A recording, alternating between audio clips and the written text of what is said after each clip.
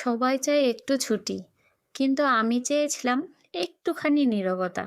তাই এই রবিবার বেরিয়ে পড়েছিলাম পূর্ব মেদিনীপুরের এক নির্জন রাস্তায়। দুই পাশে জলাভূমি, মাঝখানে সোজা ফাঁকা একটা পথ। চুপচাপ যেন প্রকৃতি নিজেই কথা বলছে।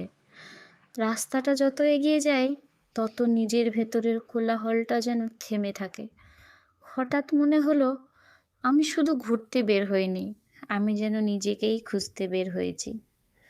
রাস্তা পেরিয়ে যখন পৌঁছালাম, উফ, কি দারুণ একটা ভিউ!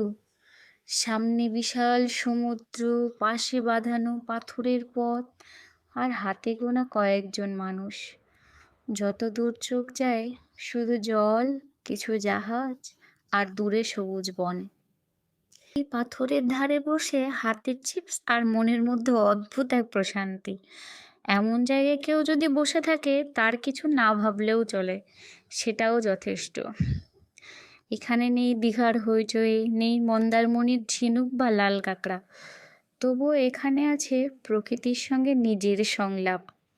সবুজ গাছপালা আর নীল জলের মাঝে এক গড়ে উঠেছে এক নীরব মেলবন্ধন।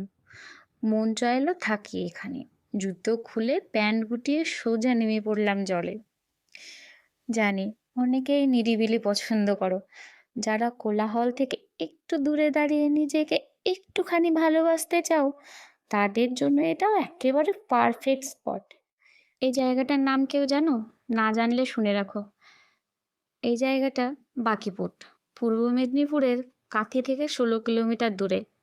এমন অপূর্ব প্রকৃতির কোলে একবার না এলে জীবনটাই যেন অপূর্ণ।